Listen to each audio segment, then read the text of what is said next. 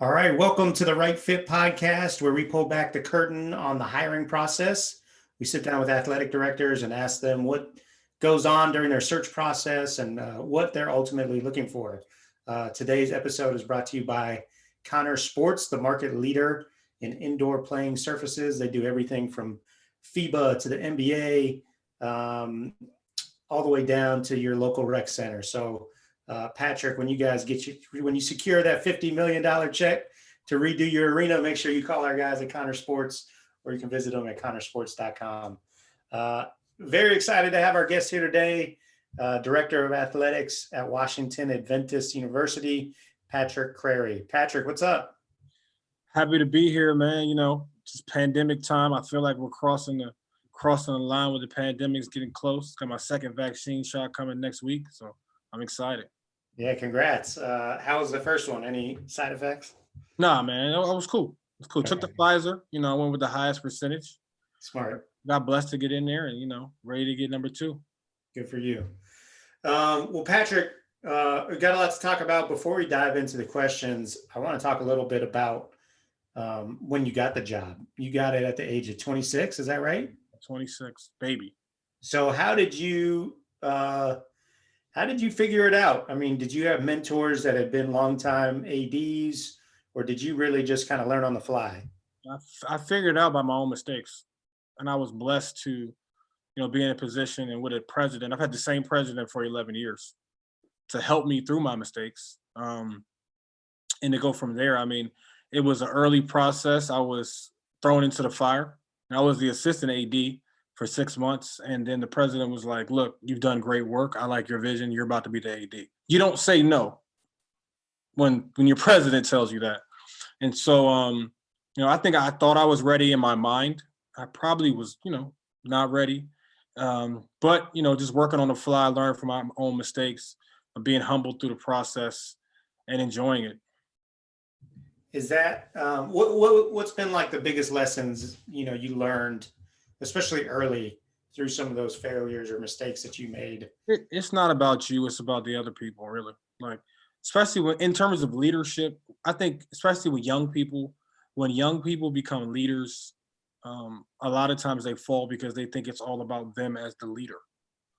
When really it's about how you serve the people that you're leading, and then your leadership just grows from that standpoint. And it's much easier to lead somebody who wants to be led than when you're telling them to do something. So I think my first couple of years, I was in the business of telling everybody what to do. And nobody really cared what I had to say because I was, 5 or 6 years older than them. And I probably didn't have the greatest approach just in terms of how I talk to people at that age. But I learned on the fly. I learned about, relationships.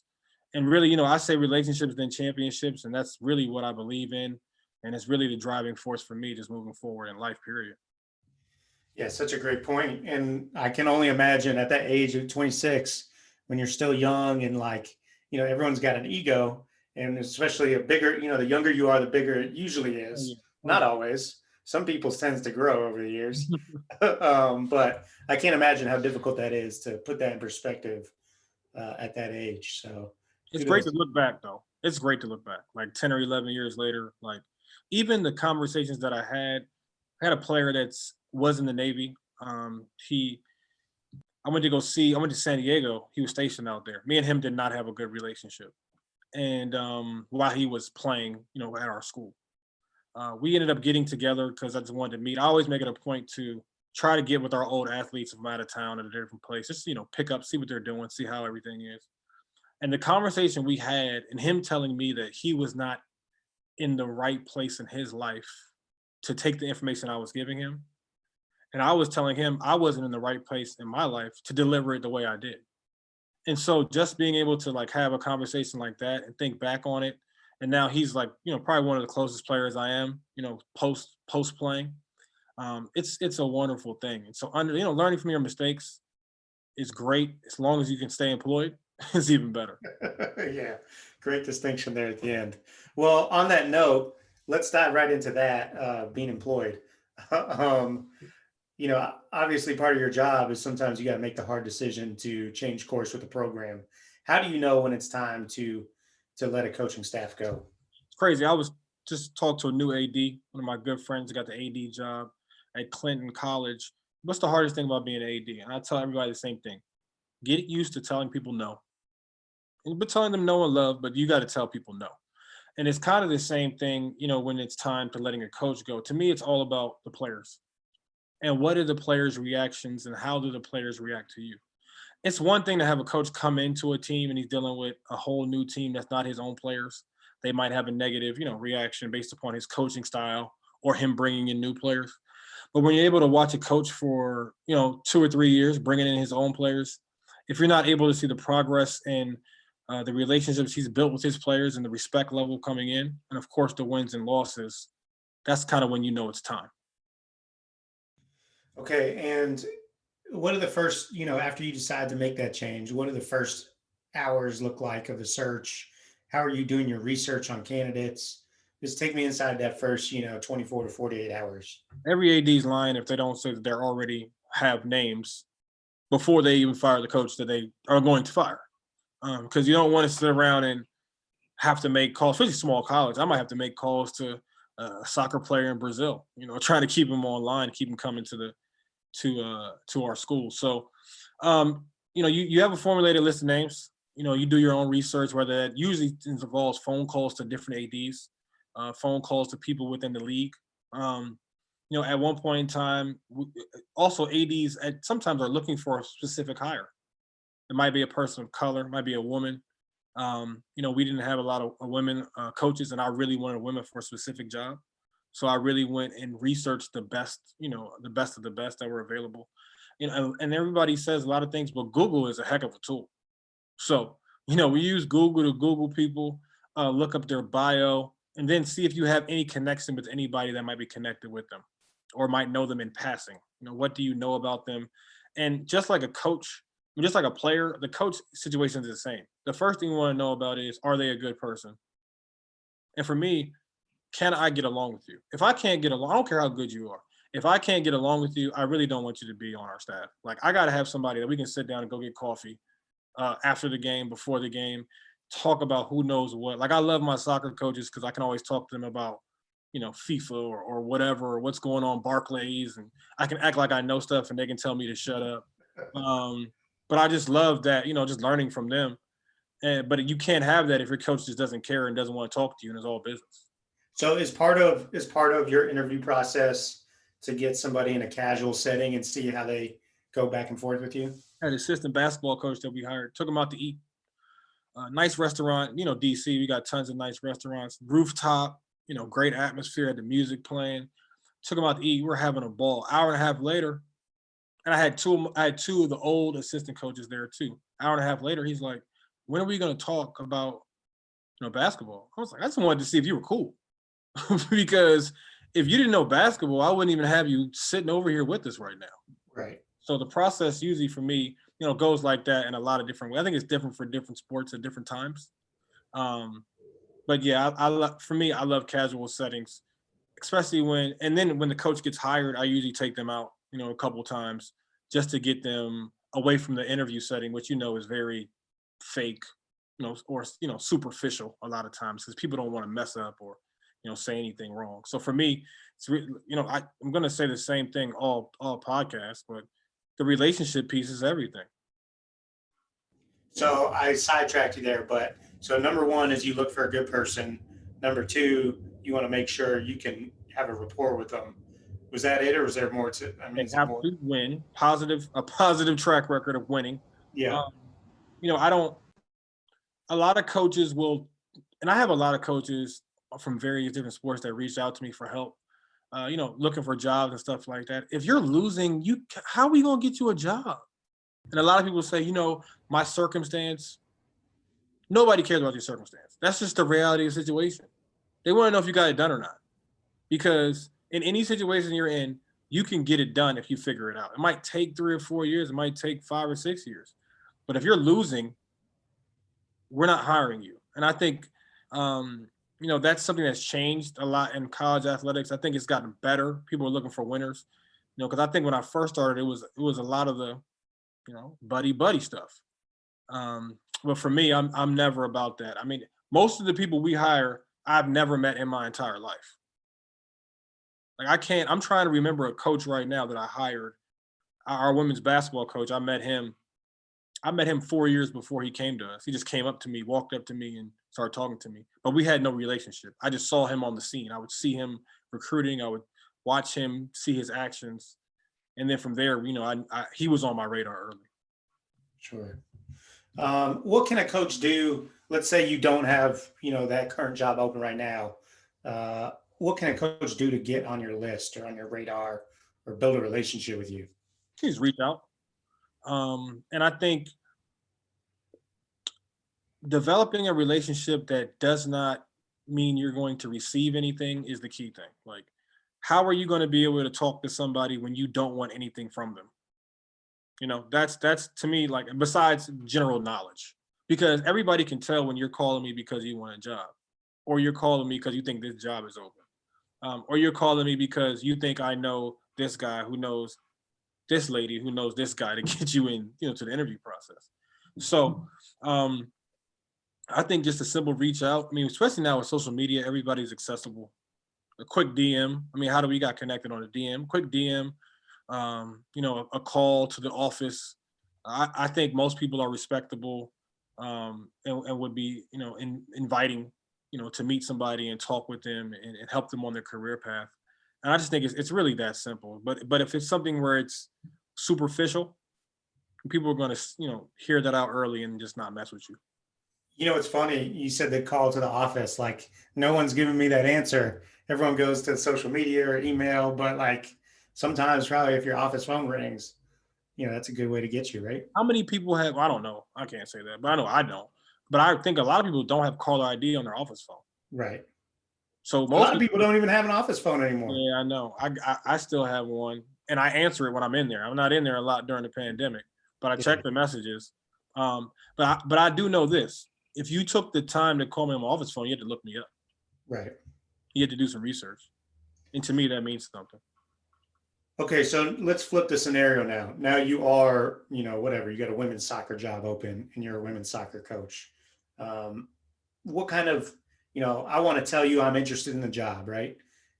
How do you like that correspondence to go down? Do you like me to just reach out directly to you and let you know? Should I go through somebody else in the athletic department? Should I go through a booster? What type of stuff do you like in that situation? And what type of stuff like absolutely turns you off?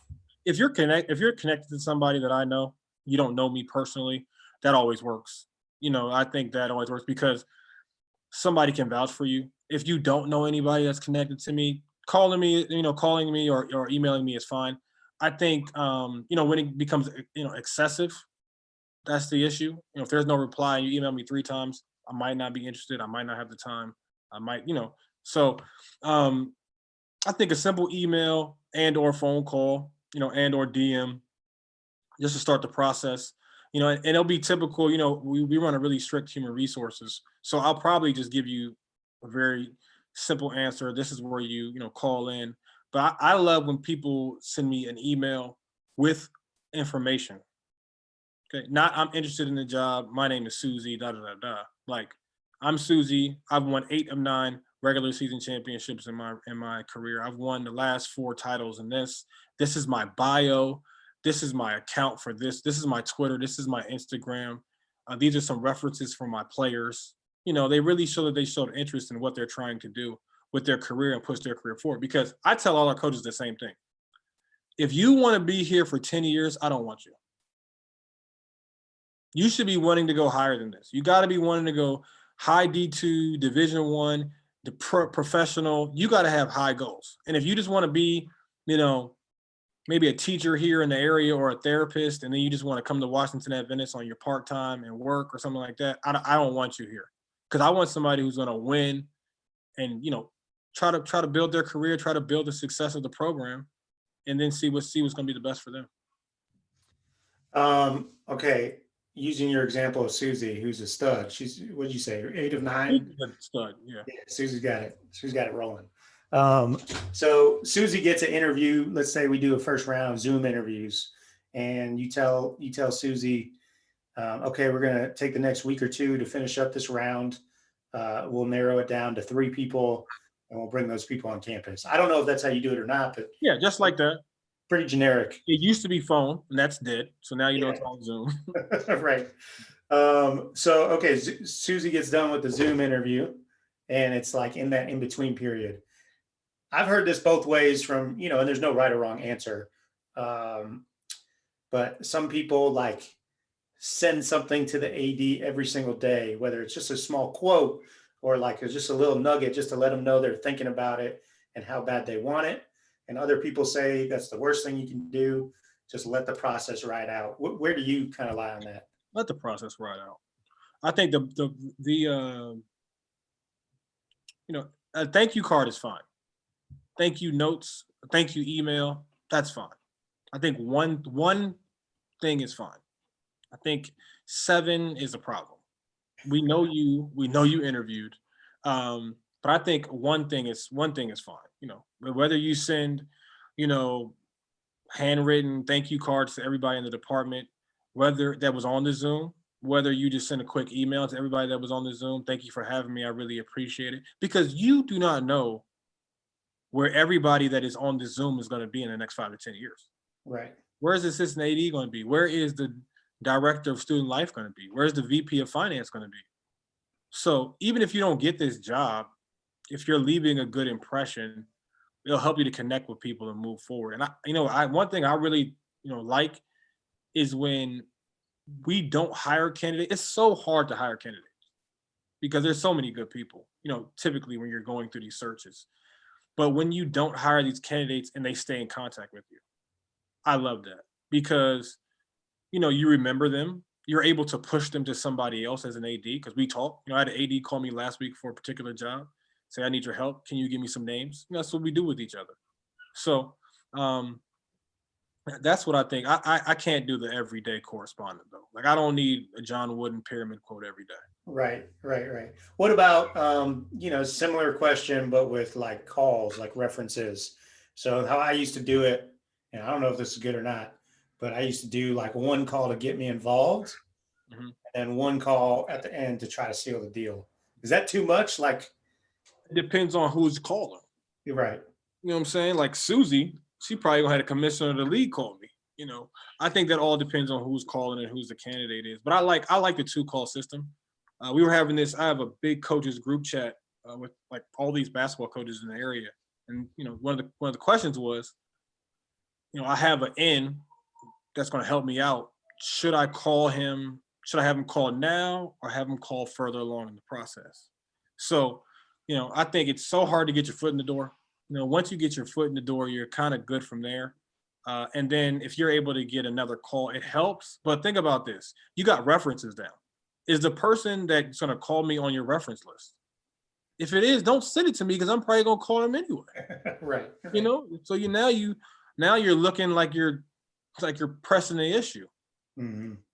And like you're in charge. Like you're not in charge. You gotta wait. It's a tough thing to do, but you gotta do it. Yeah. The hardest thing to do, for sure. Sucks. It's terrible. Yeah. Sitting around waiting, but patience really is the key there. Yeah. And whether you get it or not, like you said, stay in touch. Don't take it personal. This person can still help you in a lot of ways. So hard. The thing is, it's so hard not to take things personally. So I understand. I think a cool down period, a couple weeks, month, maybe depending on your maturity level. I think that's the biggest thing.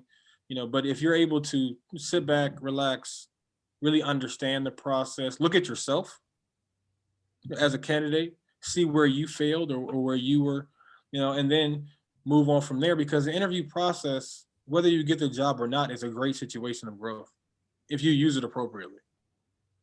If you're terrible, you learned you're terrible and you got another shot. You're going to get another job interview. So, I think, really learning from the process, enjoying the process of the interview. Coaches always talk about process this, process that, but they don't want to do the interview. They just want to get the job. Right. Same thing. Enjoy the process of getting a job. It's a process. Understand what it is and go through it. Great stuff. Okay.